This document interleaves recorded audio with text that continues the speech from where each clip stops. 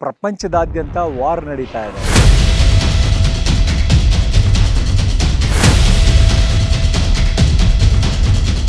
ನಮಗೆ ಗ್ಯಾಸ್ ಸಿಗ್ತಾ ಇಲ್ಲ, ಪೆಟ್ರೋಲ್ ಸಿಗ್ತಾ ಇಲ್ಲ, ಡೀಸೆಲ್ ಸಿಗ್ತಾ ಇಲ್ಲ. ಗ್ಯಾಸ್ ಸಿಗದೆ ಇದ್ರೆ ಏನ್ ಮಾಡೋದಪ್ಪ? ಗ್ಯಾಸ್ ಸಿಗದೆ ಇದ್ರೆ ಅಡಿಗೆ ಮಾಡೋದಕ್ಕಾಗಲ್ಲ, ನಮಗೆ ಅನ್ನ ಬೇಯಿಸ್ಕೊಳ್ಳೋದಕ್ಕಾಗಲ್ಲ. ಸರಿ, ಈ ಗ್ಯಾಸ್ ಇಲ್ಲದೆ ಇದ್ರೆ ಏನ್ ಮಾಡೋದು? ಭೂಮಿಯಿಂದ ನಾವು ಅಗೆದು ತೆಗೆಯುವಂತ ಗ್ಯಾಸ್ಗೆ ಆಲ್ಟರ್ನೇಟ್ ಏನು ಅನ್ನೋ ಒಂದು ಪ್ರಶ್ನೆಗೆ ಉತ್ತರ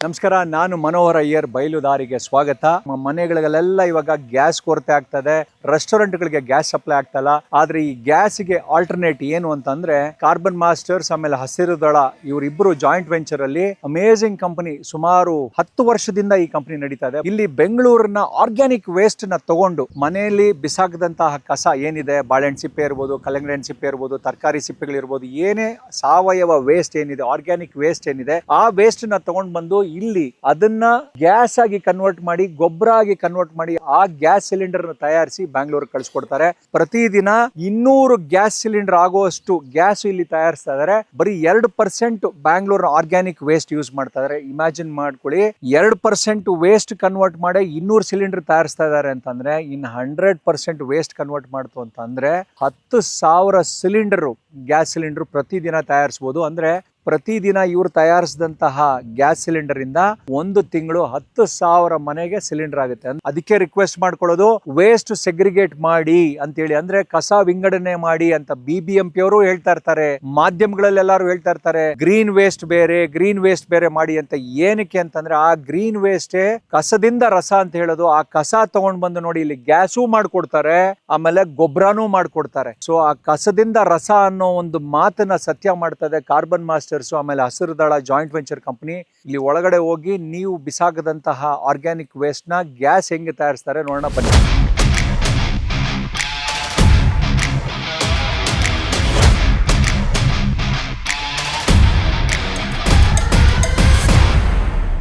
ಬೆಂಗಳೂರು ಸುಮಾರು 6,000 ಟನ್ನು ವೇಸ್ಟ್ ತಯಾರಿಸುತ್ತೆ. ಅಂದ್ರೆ ತಯಾರಿಸೋದೇನಿಲ್ಲ, ಅಷ್ಟು ವೇಸ್ಟ್ ಬರುತ್ತೆ ಬೆಂಗಳೂರು ಸಿಟಿ ಒಂದರಿಂದಾನೆ. 6,000 ಟನ್ನು ಅಂತಂದ್ರೆ 60 ಲಕ್ಷ ಕೆಜಿ ಅಷ್ಟು ವೇಸ್ಟ್ ಪ್ರತಿದಿನ ನಾವು ಬಿಸಾಡದಂತಹ ಪದಾರ್ಥ.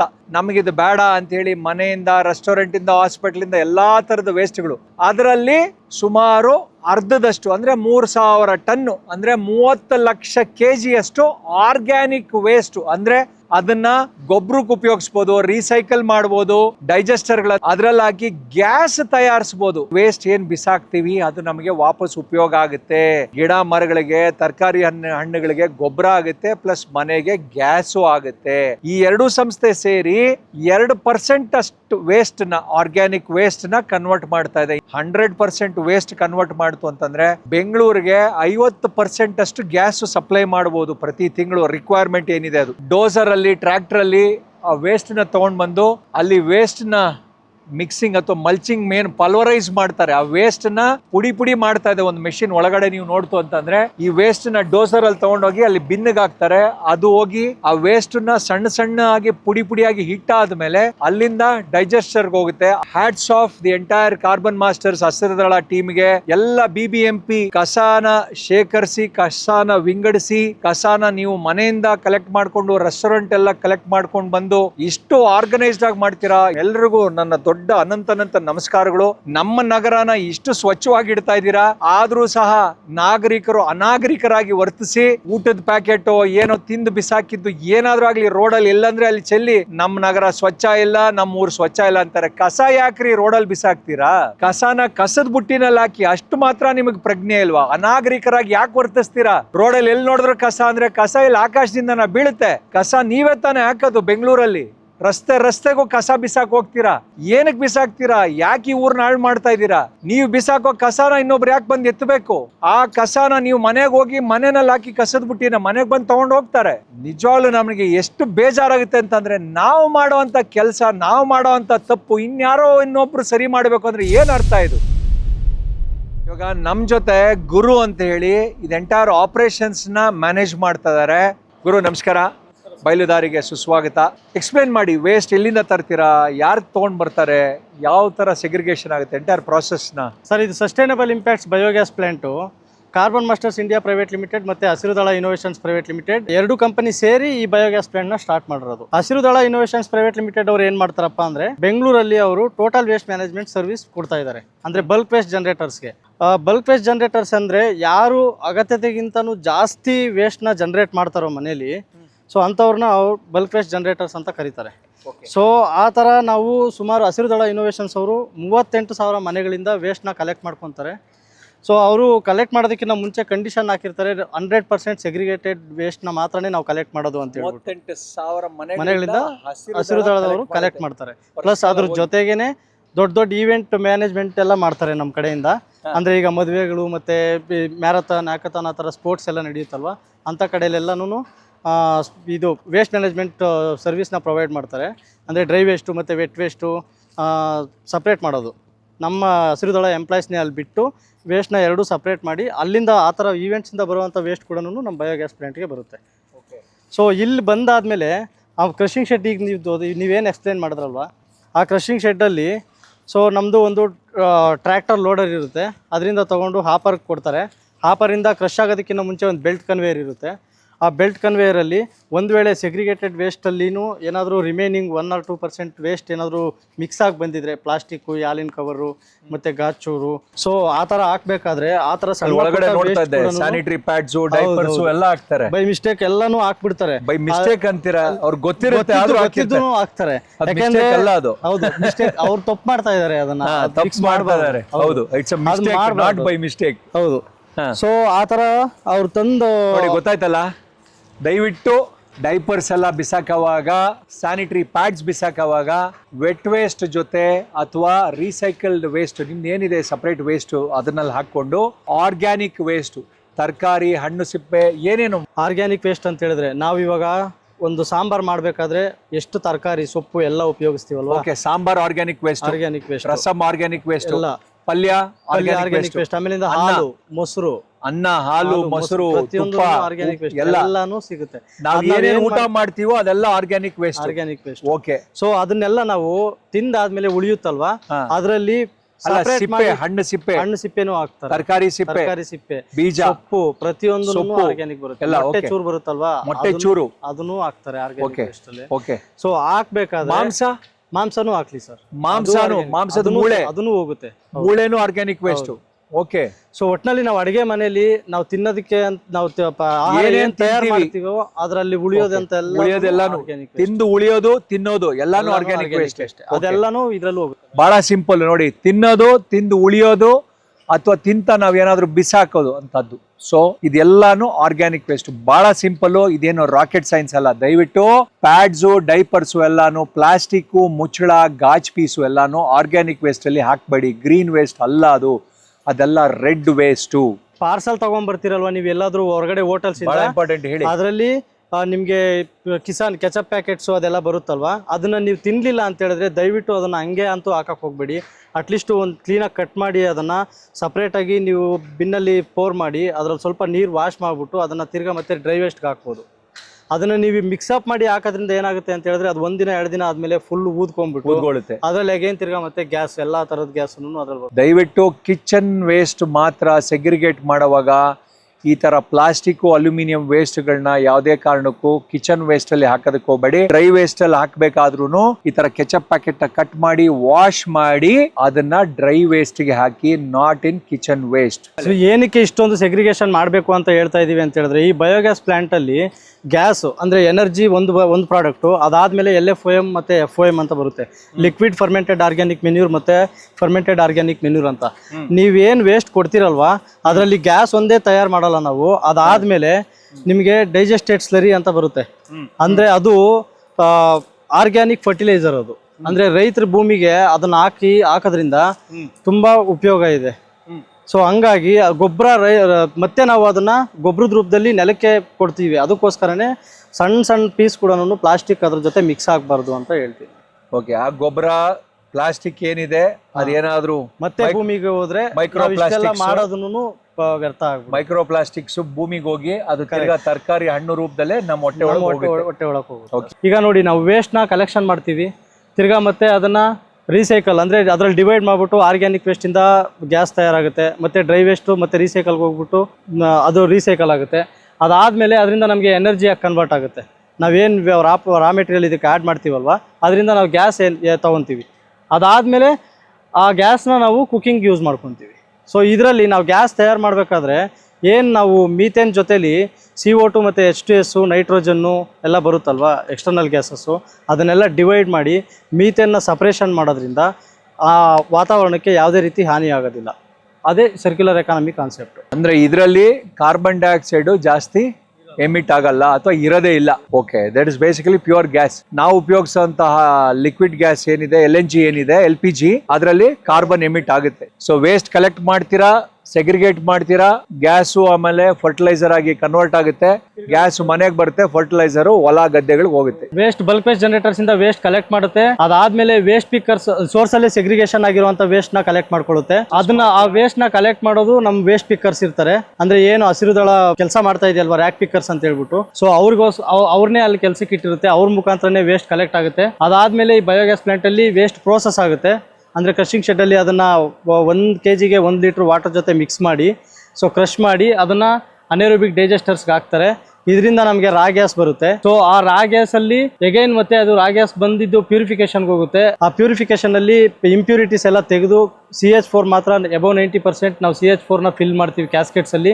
ಅದನ್ನ ಹೋಟೆಲ್ಸ್ ಮತ್ತೆ ರೆಸ್ಟೋರೆಂಟ್ಸ್ಗೆ ಸಪ್ಲೈ ಮಾಡ್ತೀವಿ. ಅದರಿಂದ ನಾವು ತಯಾರು ಮಾಡಿರುವಂತ ಗ್ಯಾಸು 2 ಪರ್ಪಸ್ ಯೂಸ್ ಆಗುತ್ತೆ. ಒಂದು, ನಾವು ಕುಕಿಂಗು ಯೂಸ್ ಮಾಡ್ಬೋದು, ಅದಾದ್ಮೇಲೆ ಫ್ಯೂಯಲ್ ಆಗಿನೂ ಯೂಸ್ ಮಾಡ್ಬೋದು. ಅದಾದ್ಮೇಲೆ ಗ್ಯಾಸ್ ತಯಾರಾದ್ಮೇಲೆ ನಮ್ಗೆ ಏನ್ ಬೈ ಪ್ರಾಡಕ್ಟ್ 2 ಸಿಗುತ್ತಲ್ವಾ, ಅದು ಲಿಕ್ವಿಡ್ ಫರ್ಮೆಂಟೆಡ್ ಆರ್ಗ್ಯಾನಿಕ್ ಮೆನ್ಯೂರ್ ಮತ್ತೆ ಫರ್ಮೆಂಟೆಡ್ ಆರ್ಗ್ಯಾನಿಕ್ ಮೆನ್ಯೂರ್ ಗೊಬ್ಬದ ರೂಪದಲ್ಲಿ, ಅಂದ್ರೆ ಪೌಡರ್ ಆಗಿ ಕನ್ವರ್ಟ್ ಆಗಿ, ಅದಾದ್ಮೇಲೆ ಲಿಕ್ವಿಡ್ ರೂಪದಲ್ಲೂ ಕೂಡ ಆ ಗೊಬ್ಬರ ಯೂಸ್ ಆಗುತ್ತೆ. ಅದು ನಮ್ದು ಪ್ರಾಡಕ್ಟ್ ಕಾರ್ಬನ್ ಲೈಟ್ಸ್ ಅಂತ ಹೇಳ್ಬಿಟ್ಟು, ಅದು ನಮಗೆ ಸಾವಯವ ಗೊಬ್ಬರ ಅದು. ಸೊ ಇದರಿಂದ ಇಂಪ್ಯಾಕ್ಟ್ ಆಫ್ SI ಅಂದರೆ ನಾವು ಸಸ್ಟೈನೇಬಲ್ ಇಂಪ್ಯಾಕ್ಟ್ಸು ಒಂದು ವರ್ಷಕ್ಕೆ ಇಷ್ಟು CO2 ಸೇವ್ ಮಾಡುತ್ತೆ. ಇದು ಲಿಕ್ವಿಡ್ ರೂಪದಲ್ಲಿ ಏನು ಟ್ರಕ್ ಅಲ್ಲಿ ಹೋಗ್ತಾ ಇರೋದು ಅದೇನದು, ಅದನ್ನೇನಂತೀರಾ? LFOM, liquid fermented organic manure ಅಂತ ಕರೀತೀವಿ. 2 ತರ ಬರುತ್ತೆ ಇದು ನಮಗೆ. ಡೈಜೆಸ್ಟರ್ ಇಂದ ಔಟ್ಪುಟ್ 2 ತರ ಬರುತ್ತೆ. ಫುಲ್ಲು ಡೈಜೆಷನ್ ಆದ್ಮೇಲೆ ನಾರ್ ತರ ಏನ್ ಬರುತ್ತಲ್ಲ, ತರಕಾರಿ ಮತ್ತೆ ಊಟದಲ್ಲಿ ನಾರ್ ಪದಾರ್ಥ ಎಲ್ಲ ಬರುತ್ತಲ್ವಾ, ಅದೆಲ್ಲ ಕೊಳೆದ್ಬಿಟ್ಟು ಗೊಬ್ಬರದ ರೂಪದಲ್ಲಿ ಮೇಲ್ ಬಂದು ಫಾರ್ಮ್ ಆಗುತ್ತೆ. ಸೊ ಅದನ್ನ ನಾವು ಡೈರೆಕ್ಟ್ ಆಗಿ ಗಾರ್ಡನ್ ವೇಸ್ಟ್ ಜೊತೆ ಮಿಕ್ಸ್ ಮಾಡಿ ವಿಂಡ್ರೋ ಮೆಥಡ್ ಕಾಂಪೋಸ್ಟಿಂಗ್ ಮಾಡಿ ಅದನ್ನ ಬಯೋ ಎನ್ರಿಚ್ ಮಾಡಿ ಅದನ್ನ ಮೆನ್ಯೂರ್ ಆಗಿ ಡ್ರೈ ಪೌಡರ್ ಆಗಿ ಕನ್ವರ್ಟ್ ಮಾಡ್ಬೋದು. ಇನ್ನೊಂದು ಲಿಕ್ವಿಡ್ ಫರ್ಮೆಂಟೆಡ್ ಆರ್ಗ್ಯಾನಿಕ್ ಮೆನ್ಯೂರ್ ಅಂತ ಏನಿದೆಯಲ್ವಾ, ಅದನ್ನ ಡೈರೆಕ್ಟ್ ಆಗಿ ನಾವು ಲ್ಯಾಂಡ್ಗೆ ಕೊಡ್ಬೋದು, ಬೆಳೆಗಳಿಗೂ ಹಾಕ್ಬೋದು, ರೈತರಿಗೆ ಕೊಡ್ಬೋದು. ಸರ್ ನೀವೇನು ಹೊರಗಡೆ ಅನೆರೋಬಿಕ್ ಡೈಜೆಸ್ಟರ್ಸ್ ನೋಡಿದ್ರಲ್ವಾ, ಅದರಲ್ಲಿ ನಮಗೆ ರಾ ಗ್ಯಾಸ್ ಕನೆಕ್ಟ್ ಆಗುತ್ತೆ. ಸೊ ಆ ರಾ ಗ್ಯಾಸಲ್ಲಿ ನಿಮಗೆ CH4 ಇರುತ್ತೆ, ಪ್ಲಸ್ಸು CO2 ಇರುತ್ತೆ, ನೈಟ್ರೋಜನ್ ಇರುತ್ತೆ, ಹೈಡ್ರೋಜನ್ ಸಲ್ಫೈಡ್ ಇರುತ್ತೆ, ಮತ್ತು O2 ಇರುತ್ತೆ. ಅಂದರೆ ಅನೆರೋಬಿಕ್ ಡೈಜೆಸ್ಟರಲ್ಲಿ O2 ಇರಲ್ಲ, ಯಾಕೆಂದರೆ ನಾವು O2 ಎಂಟರ್ ಆಗಕ್ಕೆ ಬಿಡಲ್ಲ ಅನೆರೋಬಿಕ್ ಡೈಜೆಸ್ಟರಲ್ಲಿ. ಈ CH4 ಉಳಿಕೆ ಬಿಟ್ಟು ಏನು CO2 ನೈಟ್ರೋಜನ್ ಮತ್ತು H2S ಇರುತ್ತಲ್ವ, ಅದು 3 ಈ ಪ್ಯೂರಿಫಿಕೇಷನ್ ಯೂನಿಟಲ್ಲಿ ಸಪ್ರೇಟ್ ಮಾಡ್ತೀವಿ. ಸಪ್ರೇಟ್ ಮಾಡಿ ಅಬೌವ್ 90% CH4ನ ಹೊರಗಡೆ ತೆಗೆದು ನಾವು ಕಂಪ್ರೆಸರ್ಗೆ ಕಳಿಸ್ತೀವಿ. ನಾವು ಹೊಸ ಪ್ಯೂರಿಫಿಕೇಶನ್ ಸಿಸ್ಟಮ್ ಅಲ್ಲಿ ಏನಿದೆಯಲ್ವಾ, ಅದರಲ್ಲಿ ನಾವು CO2 ಸಮೇತ ಕ್ಯಾಪ್ಚರ್ ಮಾಡ್ತೀವಿ ಅದನ್ನ ಸಪ್ರೇಟ್ ಆಗಿ. ಆ CO2 ಮತ್ತೆ ನಾವು ಸಪ್ರೇಟ್ ಆಗಿ ಫಿಲ್ ಮಾಡ್ಕೊಂತೀವಿ. CO2 ವೆಲ್ಡಿಂಗ್ ಅಂತೆಲ್ಲ ಮಾಡ್ತೀವಲ್ವಾ, ಸೊ ಅದಕ್ಕೆ ಇವಾಗ ಹೊಸದಾಗಿ ಅದನ್ನು ಕ್ಯಾಪ್ಚರ್ ಮಾಡೋದಕ್ಕೆ ಸ್ಟಾರ್ಟ್ ಮಾಡಿದೀವಿ. ಗೇಯ್ಲು ಮೊದಲನೇ ಬಾರಿಗೆ ದಕ್ಷಿಣ ಭಾರತದಲ್ಲಿ ಒಂದು ಬಯೋಗ್ಯಾಸ್ ಪ್ಲಾಂಟ್ ಅಲ್ಲಿ ಪೈಪ್ಲೈನ್ ಹಾಕಿದ್ದಾರೆ. ಇಲ್ಲಿ ತಯಾರಾದಂತಹ ಗ್ಯಾಸು ಸ್ಟ್ರೈಟ್ ಇಂಡಸ್ಟ್ರಿಗಳಿಗೆ, ಮನೆಗಳಿಗೆ ಹೋಗೋದಕ್ಕೆ ಆಚೆ ಆಲ್ರೆಡಿ ಪೈಪ್ಲೈನ್ ಹಾಕಿದ್ದಾರೆ. ಸೊ ಪ್ರೊಡಕ್ಷನ್ ನಡೀತಾ ಇದೆ, ಗ್ಯಾಸು ಸಪ್ಲೈ ಆಗ್ತಾ ಇದೆ. ಇದು ಸ್ಲರಿ ಟ್ಯಾಂಕ್ ಅಂತ ಕರಿತೀವಿ. ಅಂದ್ರೆ ನಾವು ಇವಾಗ ಏನದು 2 ಡೈಜೆಸ್ಟರ್ಸ್ ಅಲ್ಲಿ, ಅನೆರೋಬಿಕ್ ಡೈಜೆಸ್ಟರ್ಸ್ ಅಲ್ಲಿ ಗ್ಯಾಸ್ ಕಲೆಕ್ಟ್ ಆಗುತ್ತೆ ಮತ್ತೆ ಪ್ಯೂರಿಫಿಕೇಶನ್ಗೆ ಹೋಗುತ್ತೆ, ಗ್ಯಾಸ್ ತಯಾರಾಗುತ್ತೆ. ನಮಗೆ ಪ್ಯೂರಿಫೈಡ್ ಗ್ಯಾಸ್ನ ನಾವು ಹೋಟೆಲ್ ಮತ್ತು ರೆಸ್ಟೋರೆಂಟ್ಸ್ಗೆ ಕೊಡ್ತೀವಿ. ಇನ್ನು ಉಳಿಕೆದು ಅದರಲ್ಲಿ ನಾವು ಏನು ರಾ ಮೆಟೀರಿಯಲ್ ಫೀಡ್ ಮಾಡಿರ್ತೀವಲ್ವ, ಅದೇನಾಗುತ್ತೆ ಅನ್ನೋದು ನೆಕ್ಸ್ಟ್ ಕ್ವಶನ್ ಅಲ್ವಾ. ಸೊ ಅದು ಇಲ್ಲಿ ಬಂದು ಕಲೆಕ್ಟ್ ಆಗುತ್ತೆ, ಸ್ಲರಿ ರೂಪದಲ್ಲಿ ಬಂದು ಇಲ್ಲಿ ಕಲೆಕ್ಟ್ ಆಗುತ್ತೆ ಈ ಟ್ಯಾಂಕಲ್ಲಿ. ಇದನ್ನೇ ನಾವು ಲಿಕ್ವಿಡ್ ಫರ್ಮೆಂಟೆಡ್ ಆರ್ಗ್ಯಾನಿಕ್ ಮೆನ್ಯೂರ್ ಅಂತ ಕರಿತೀವಿ. ಸೊ ಇದರಲ್ಲಿ ಸ್ವಲ್ಪ ಸಾಲಿಡ್ ಥಿಂಗ್ಸ್ ಎಲ್ಲ ಮೇಲ್ ಬರುತ್ತೆ, ಈ ನಾರಿನ ಪದಾರ್ಥ ಎಲ್ಲ ಮೇಲ್ ಬರುತ್ತಲ್ವ, ಅದನ್ನು ಫರ್ಮೆಂಟೆಡ್ ಆರ್ಗ್ಯಾನಿಕ್ ಮೆನ್ಯೂರ್ ಅಂತ ಕರಿತೀವಿ. ಅದನ್ನು ನಾವು ಗಾರ್ಡನ್ ವೇಸ್ಟ್ ಜೊತೆ ಮಿಕ್ಸು ಮಾಡ್ಬೋದು. ಮಿಕ್ಸ್ ಮಾಡಿ ಒಂದು 65 ದಿನಗಳ ಕಾಲ ನಾವು ಅದನ್ನು ಟರ್ನ್ ಮಾಡಿ ಇದು ಮಾಡ್ತಾಯಿದ್ರೆ ಬಯೋ ಎನ್ರಿಚ್ ಕಾಂಪೋಸ್ಟ್ ಆಗುತ್ತೆ. ಅದನ್ನು ಪೌಡ್ರ್ ಥರ ಮಾಡಿ ನಾವೇನೀಗ ಯೂರಿಯಾ ಕಾಂಪ್ಲೆಕ್ಸು DAP ಅದನ್ನು ಯೂಸ್ ಮಾಡ್ತೀವಲ್ಲ, ಅದ್ರ ಬದಲಾಗಿ ಇದನ್ನು ಯೂಸ್ ಮಾಡ್ಬೋದು. ಅದರಲ್ಲಿ ಏನು NKP ರೇಷಿಯೋ ಇದೆಯೋ ಅದಕ್ಕಿಂತನೂ ನೈಟ್ರೋಜನ್ ಲೆವೆಲ್ ಸ್ವಲ್ಪ ಜಾಸ್ತಿನೇ ಇದ್ದು ಚೆನ್ನಾಗೇ ಇರುತ್ತೆ ಅದು ರೈತರಿಗೆ ಯೂಸ್ ಮಾಡೋದಕ್ಕೆ. ಸೊ ನಾವೇನು ಯೂರಿಯಾ ಯೂಸ್ ಮಾಡ್ತೀವಲ್ವ ಅದಕ್ಕಿಂತ 3 ಪಟ್ಟು ಸ್ಟ್ರಾಂಗ್ ಇರುತ್ತೆ ಇದು. ಸೊ ಬೆಳೆ ಗ್ರೋತ್ ಆಗೋದಕ್ಕೂ ತುಂಬಾ ಚೆನ್ನಾಗಿರುವಂತ ಗೊಬ್ಬರ ಇದು ಅಂತ ಹೇಳ್ಬೋದು. ಸೊ ಆ ಲಿಕ್ವಿಡ್ ಫರ್ಮೆಂಟೆಡ್ ಆರ್ಗ್ಯಾನಿಕ್ ಮೆನ್ಯೂರ್ನ ಇಲ್ಲಿ ತಿರ್ಗಾ ಮತ್ತೆ ಪಂಪ್ ಮಾಡಿ ನಮ್ದು ಟ್ಯಾಂಕರ್ ಇದೆ, ಆ ಟ್ಯಾಂಕರ್ ಅಲ್ಲಿ ಫಿಲ್ ಮಾಡಿಕೊಂಡು ರೈತರಿಗೆ ನಾವು ಸಪ್ಲೈ ಮಾಡ್ತೀವಿ. ಗ್ಯಾಸ್ ಎಲ್ಲ ಪ್ಯೂರಿಫೈ ಆಗಿ ಕಂಪ್ರೆಷನ್ ಆಗಿ ರಾ ಗ್ಯಾಸ್ ಸ್ಟೋರೇಜ್ ಇಲ್ಲಿ ಬರುತ್ತೆ. ನಾನು ಹೇಳಿದ್ನಲ್ಲ ದೊಡ್ಡ ಬಲೂನ್ ಅಂತ ಹೇಳಿ. ಸೊ ಇದು ಫುಲ್ ಗ್ಯಾಸ್ ಅಂತಂದ್ರೆ ಇದು ಗಾಡಿ ಓಡಿಸೋದಕ್ಕೂ ಉಪಯೋಗಿಸ್ಬೋದು, ಮನೆಗೆ ಗ್ಯಾಸ್ ಅಂದ್ರೆ ಅಡಿಗೆ ಒಲೆ ಉರಿಸೋದಕ್ಕೂ ನೀವು ಉಪಯೋಗಿಸ್ಬೋದು. ಅಷ್ಟು ಗ್ಯಾಸು ಏನಿದೆ ಆ ಗ್ಯಾಸ್ ಇದರಲ್ಲಿ ಫಿಲ್ ಆಗಿದೆ. ಈ ರಾ ಗ್ಯಾಸ್ ಟ್ಯಾಂಕ್ ಇಂದ ಸಿಲಿಂಡರ್ಸ್ಗೆ ಫಿಲ್ ಆಗುತ್ತೆ.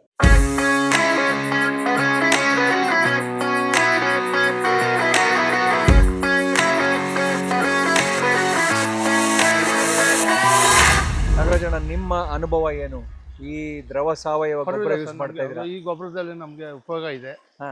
ಬೆಳೆನೂ ಚೆನ್ನಾಗಿ ಬರ್ತಿದೆ ನೋಡಿ. ಇದಕ್ಕೆಲ್ಲ ಹಾಕಿದೀನಿ ನೀರೆಲ್ಲ. ಈಗ ಇದೆಲ್ಲ ಖಾಲಿ ಆದ್ಮೇಲೆ ನೋಡಿ ಹಿಂಗೆ ಈ ತರ ಬಿಡಿಸ್ತೇನೆ. ಇದೇನು ನೀರ್ ಜೊತೆ ಮಿಕ್ಸ್ ಮಾಡಿ ಬಿಡ್ತಾ ಇರ್ತೀರಾ? ನೀರ್ ಜೊತೆ ಮಿಕ್ಸ್ ಮಾಡಿದ್ರೆ ಚಂದ ಸರ್ ಇದು. ಹೌದಾ? ಇದೇ ಬಿಟ್ಬಿಟ್ರೆ ಏನಾಗ್ತದೆ ಅಂದ್ರೆ ಎಲ್ಲ ಅಲ್ಲೇ ಕುತ್ಕೊಂಡ್ಬಿಡ್ತದಲ್ವಾ, ಇದು ಜಾಸ್ತಿ ಪವರ್ ಜಾಸ್ತಿ ಆಗುತ್ತೆ. ಪವರ್ ಜಾಸ್ತಿ ಇದಕ್ಕೆ. ಪವರ್ ಜಾಸ್ತಿ ಆಗುತ್ತೆ. ಈ ನೀರಿನ ಜೊತೆಲಿ ಬಿಟ್ಬಿಟ್ರೆ ನಮ್ಗೆ ಎಲ್ಲ ಅಂಟ್ಕೋತದೆ ಚೆನ್ನಾಗಿ. ಇವಾಗ 8,500 ಟನ್ ಇದೆ ಅಂತಂದ್ರು. ಸರ್ ಇದೊಂದು 8,500 ಟನ್ ಇದೆ ಅಂದ್ರೆ ಇದೊಂದು ಈ ಪಾಚಿ ಒಂದು 4 ಕುಂಟೆ ಬರ್ತದೆ. ಈ ಪಾಚಿ ಫುಲ್ಲು ಇದರಲ್ಲಿ ನಿಂತಿದೆ. ಈ ತರ ಬಿಟ್ರೆ ಇದೇ ಬಿರೆ ಸಪ್ರೇಟ್ ಬಿಟ್ರೆ ಒಂದು ಅರ್ಧ ಪಾತಿಗೆ ಹೋಗುತ್ತೆ. ಅರ್ಧ ಪಾತಿಗೆ ಹೋದ್ರೆ ಜಾಸ್ತಿ ಪವರ್ ಜಾಸ್ತಿ ಆಗುತ್ತೆ. ಎಕರೆಗೆ ನಿಮಗೆ ಎಷ್ಟು ಟ್ಯಾಂಕರ್ ಬೇಕು ಸರ್? ಎಕರೆಗೆ ಒಂದು ಈ ತರ ಬಿಟ್ರೆ ಒಂದು 5 ಬೇಕು. 5 ಈ ತರ ಮಿಕ್ಸರ್ ಒಂದು 30 ರಿಂದ 40 ಟನ್ ಅಷ್ಟು ನಿಮ್ಗೆ ಹಾಕೊಂಡ್ರೆ ಎಕರೆಗೆ ವರ್ಷಕ್ಕೆ ಪೂರ್ತಿ ಗೊಬ್ಬರ ಆಗುತ್ತೆ. ವರ್ಷ ಒಂದು ಬೆಳೆ ಫುಲ್ ಬೆಳೆ ಬೆಳಿಬೋದು. ಬೇರೆ ಏನು ಹಾಕಲ್ಲ?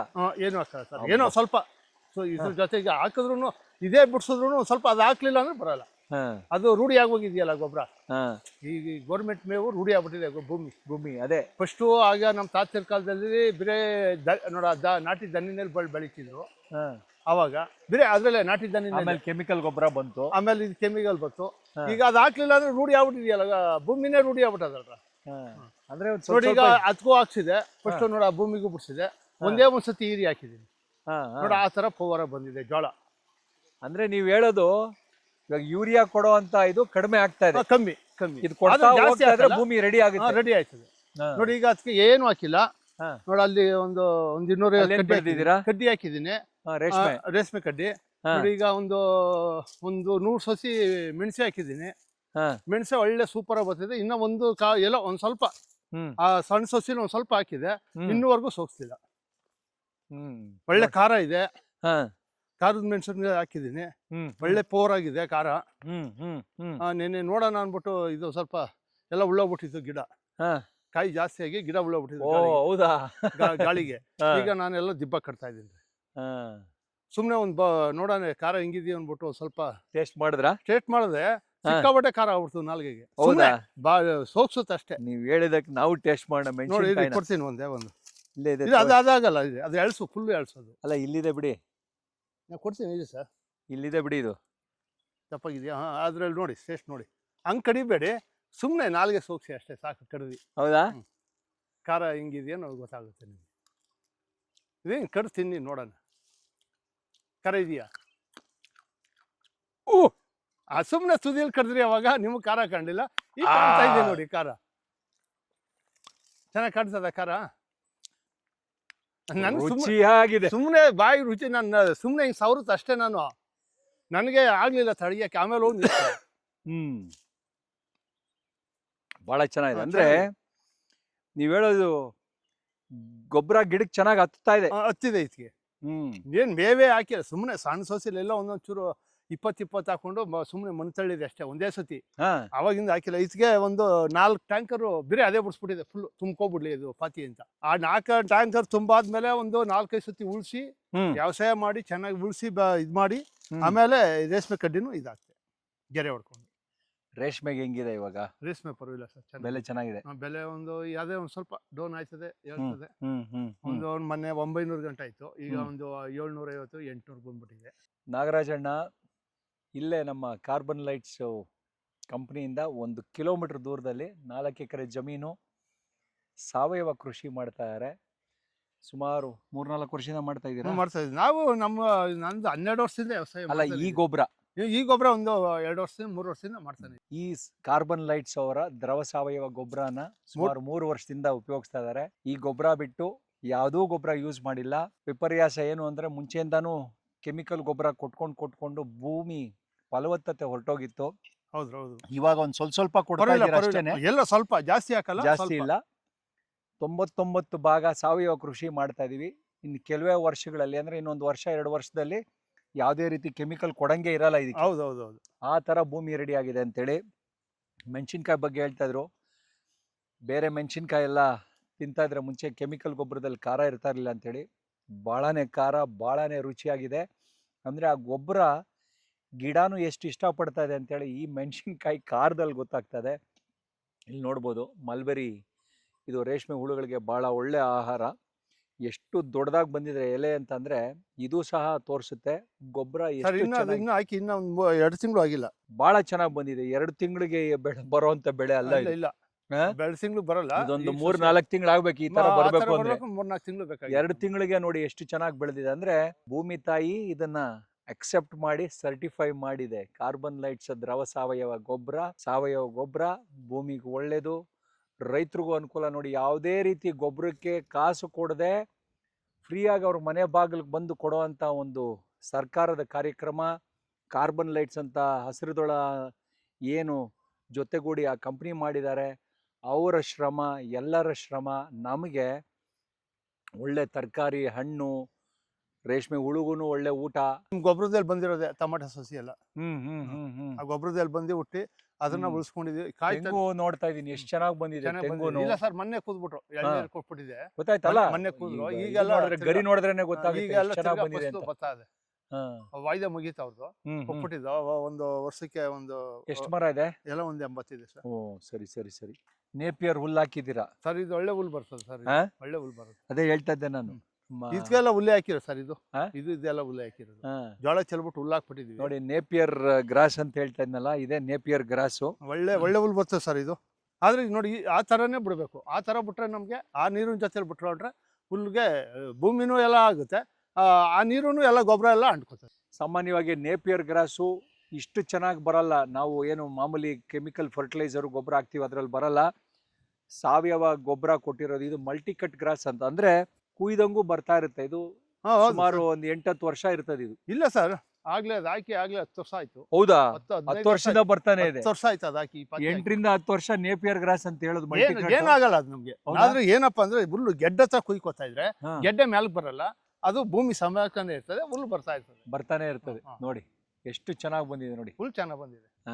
ಸಾವಯವ ಕೃಷಿ ಮಾಡ್ತಾ ಇರೋ ರೈತರನ್ನ ಪ್ರೋತ್ಸಾಹಿಸಿ ಅವರ ಬೆನ್ನು ತಟ್ಟಿ ಅವ್ರಿಗೆ ನಮಸ್ಕರಿಸ್ಬೇಕು ನಾವು. ಯಾಕಂದ್ರೆ ಎಷ್ಟೋ ರೈತರು ಪಾಪ ಅವ್ರಿಗೆ ವಿಧಿ ಇಲ್ಲ, ಬೇರೆ ಕೆಮಿಕಲ್ ಗೊಬ್ಬರನೇ ಯೂಸ್ ಮಾಡಬೇಕಾಗಿದೆ. ನೀವು ಹಂಗೆ ನೋಡಿದ್ರೆ ನೀವು ಅದೃಷ್ಟವಂತರು, ನಾವು ಅದೃಷ್ಟವಂತರು. ಯಾಕಂದ್ರೆ ಈ ತರ ಗೊಬ್ಬರ ನಿಮ್ಗೆ ಹತ್ರದಲ್ಲೇ ಮನೆ ಬಾಗ್ಲಲ್ಲೇ ಸಿಗ್ತಾ ಇದೆ. ಗೊಬ್ಬರಕ್ಕೆ ಕಾಸಿಲ್ಲ. ಇಲ್ಲ ಸರ್, ಒಳ್ಳೆ ಗೊಬ್ಬರ ಬೇರೆ, ಗೊಬ್ಬರ ಚೆನ್ನಾಗಿ, ಭೂಮಿ ಫಲವತ್ತಾಗಿದೆ. ಎಷ್ಟು ಚೆನ್ನಾಗಿ ಬೆಳೆದಿದ್ದೀರಾ, ಬಹಳ ಖುಷಿ ಆಗ್ತದೆ ನೋಡಿದ್ರೆ. ಹುಲ್ಲು ಹಸುಗಳಿಗೆ ಸಿಗುತ್ತೆ, ರೇಷ್ಮೆ ಹುಳುಗಳಿಗೆ ಒಳ್ಳೆ ಮಲ್ಬೆರಿ ಲೀವ್ಸ್ ಸಿಗುತ್ತೆ. ಬಹಳ ಖುಷಿ ಆಯ್ತು. ನಾನಂತೂ ಕಂಪ್ಲೀಟ್ ಜರ್ನಿ ಏನ್ ನೋಡ್ತಾ ಇದ್ದೀನಿ, ನಾವು ಮನೆಯಲ್ಲಿ ಉಪಯೋಗಿಸಿ ಬಿಸಾಡದಂತಹ ಸಾವಯವ ಗೊಬ್ಬರ, ಆರ್ಗ್ಯಾನಿಕ್ ವೇಸ್ಟ್ ನೋಡಿ ವಾಪಸ್ಸು ಮತ್ತೆ ಮರಳಿ ಗೂಡಿಗೆ ಅಂದಂಗೆ ಇದು ಮತ್ತೆ ಮರಳಿ ಭೂಮಿಗೆ ಬಂದಿದೆ. ಆ ವೇಸ್ಟ್ ತರಕಾರಿ, ಹಣ್ಣು, ಸಿಪ್ಪೆ, ಅದು ಇದು ಎಲ್ಲ ಏನಿದೆ ಭೂಮಿಗೆ ಬರ್ತದೆ, ವಾಪಸ್ಸು ತಿರ್ಗಾ ಭೂಮಿಗೆ ಬರ್ತದೆ. ಬಹಳ ಒಳ್ಳೆ ಕೆಲಸ ಮಾಡ್ತಾ ಇದ್ದಾರೆ ಕಂಪ್ನಿಯವರು. ಇಂತಹ ರೈತರ ಯಶೋಗಾಥೆ, ಇಂತಹ ರೈತರ ಒಂದು ಸಕ್ಸಸ್ ಸ್ಟೋರಿ ನಿಜವಾಗ್ಲೂ ಬಹಳ ಇನ್ಸ್ಪೈರಿಂಗು. ಹೋಗಿ ಬರ್ತೀವಿ. ಥ್ಯಾಂಕ್ ಯು ನಿಮ್ಮ ಸಮಯ ಕೊಟ್ಟಿದ್ದಕ್ಕೆ. ಒಳ್ಳೇದಾಗ್ಲಿ. ನಮಸ್ಕಾರ. ಕಾರ್ಬನ್ ಲೈಟ್ಸ್ ಹಾಗೂ ಹಸಿರುದಳ ಮಾಡ್ತಾ ಇರುವಂತಹ ಈ ಕೆಲಸ, ಕಸದಿಂದ ರಸ ಮಾಡ್ತಾ ಇರುವಂತಹ ಒಂದು ಈ ಎಂಟೈರ್ ಚೈನ್ ಏನಿದೆ ನೋಡಿದ್ರಿ. ಬೆಂಗಳೂರಿನ ಆರ್ಗ್ಯಾನಿಕ್ ವೇಸ್ಟ್ ತಗೊಂಡು ಅದರಲ್ಲಿ ಒಂದ್ ಕಡೆ ಫರ್ಟಿಲೈಸರು, ಇನ್ನೊಂದ್ ಕಡೆ ಸ್ಲರಿ. ಆ ಸ್ಲರಿ ಜಮೀನುಗಳಿಗೆ ಬರ್ತಾ ಇದೆ. ಫರ್ಟಿಲೈಸರ್ ಬ್ಯಾಗ್ಗಳು ಮಾಡಿ ಸಾಕಷ್ಟು ರೈತರುಗಳು ಕೊಡ್ತಾ ಇದಾರೆ. ಈ ಫರ್ಟಿಲೈಸರ್ ಇನ್ನು 3 ತಿಂಗಳವರೆಗೂ ಸೋಲ್ಡ್ ಔಟ್ ಆಗೋಗಿದೆ. ಅಂದ್ರೆ ನೀವು ಅಡ್ವಾನ್ಸ್ ಆಗಿ ನಿಮ್ಗೆ ಈ ಫರ್ಟಿಲೈಸರ್ ಬೇಕು ಅಂತಂದ್ರೆ ಡ್ರೈ ಫರ್ಟಿಲೈಸರ್ ಬ್ಯಾಗ್ಗಳಲ್ಲಿ ಕಳ್ಸಿಕೊಡ್ತಾರೆ. ಅಡ್ವಾನ್ಸ್ ಆಗಿ ನೀವು ಬುಕ್ ಮಾಡಬೇಕು. ಜುಲೈ ಆಗಸ್ಟ್ ವರೆಗೂ ಇವ್ರಿಗೆ ಏನಿದೆ, ಮಾರ್ಚ್ ಅಲ್ಲಿ ಇದೀವಿ ಆಲ್ರೆಡಿ. ಇದ್ರದ್ದು ರಿಕ್ವೆಸ್ಟ್ ಏನಿದೆ ಅಥವಾ ಇದ್ರ ಸೇಲ್ಸ್ ಆಗೋಗಿದೆ. ಇನ್ನೇನೇ ಇದ್ರು ಜುಲೈ ಆದ್ಮೇಲೆ ನಿಮ್ಗೆ ಸಪ್ಲೈ ಕೊಡ್ತಾರೆ. ನಿಮ್ಗೆ ಅಕಸ್ಮಾತ್ ಫರ್ಟಿಲೈಸರ್ ಫರ್ಟಿಲೈಸರ್ ಬೇಕು ಅಂತಂದ್ರೆ ಒಂದ್ ಕಡೆ ಗ್ಯಾಸ್ ತಯಾರಿಸ್ತಾ ಇದ್ದಾರೆ, ಒಂದ್ ಕಡೆ ದ್ರವ ಸಾವಯವ ಗೊಬ್ಬರ ಬರ್ತಾ ಇದೆ, ಇನ್ನೊಂದ್ ಕಡೆ ಡ್ರೈ ಫರ್ಟಿಲೈಸರ್ ಬರ್ತಾ ಇದೆ, ಆರ್ಗ್ಯಾನಿಕ್ 100% ಆರ್ಗ್ಯಾನಿಕ್ ಫರ್ಟಿಲೈಸರ್ ಬರ್ತಾ ಇದೆ. ಸೂಪರ್ ಕೆಲಸ ಮಾಡ್ತಾ ಇದ್ದಾರೆ ಎಂಟೈರ್ ಟೀಮು. ಹಸಿರು ದಳ, ಕಾರ್ಬನ್ ಲೈಟ್ಸ್, ನಾಗರಾಜಣ್ಣ ಅಂತ ರೈತರು, ನಮ್ಮ ರವಿ ಅಣ್ಣ ಅಂತ ಹೇಳಿ ಡ್ರೈವರ್ಗಳು, ಈ ತರ ಸಾಕಷ್ಟು ಜನ ಕಾಣದ ಕೈಗಳು. ಎಷ್ಟೋ ಇಂಡಸ್ಟ್ರಿಯಲ್ ವೇಸ್ಟ್ಗಳನ್ನ, ಎಷ್ಟೋ ಬೆಂಗಳೂರಿನಾದ್ಯಂತ ಲಕ್ಷಾಂತರ ಕೆಜಿ ಆರ್ಗ್ಯಾನಿಕ್ ವೇಸ್ಟ್ ನ ತಗೊಂಡ್ ಬಂದು ಸೆಗ್ರಿಗೇಟ್ ಮಾಡಿ ನಮಗೆ ವಾಪಸ್ಸು ರಸವಾಗಿ ಕೊಡ್ತಾ ಇದ್ದಾರೆ. ಇವ್ರಿಗೆಲ್ರಿಗೂ ನನ್ನ ದೊಡ್ಡ ನಮಸ್ಕಾರ, ಅನಂತ ನಮಸ್ಕಾರಗಳು. ಬಯಲುದಾರಿ ಎಪಿಸೋಡ್ ನ ನೋಡ್ತಾನೆ ಇರಿ. ಈ ತರ ಸಾಕಷ್ಟು ಇನ್ಫಾರ್ಮೇಟಿವ್ ಪಾಡ್ಕಾಸ್ಟ್ ಗಳನ್ನ ಮಾಡ್ತಾ ಇರ್ತೀವಿ. ನಿಮ್ಮ ಸಹಾಯ ಹಿಂಗೆ ಇರಲಿ. ನಿಮ್ಮೆಲ್ರಿಗೂ ದೇವರು ಒಳ್ಳೇದ್ ಮಾಡ್ಲಿ. ಯುಗಾದಿ ಹಬ್ಬದ ಹೊಸ ವರ್ಷದ ಶುಭಾಶಯಗಳು. ನಮಸ್ಕಾರ.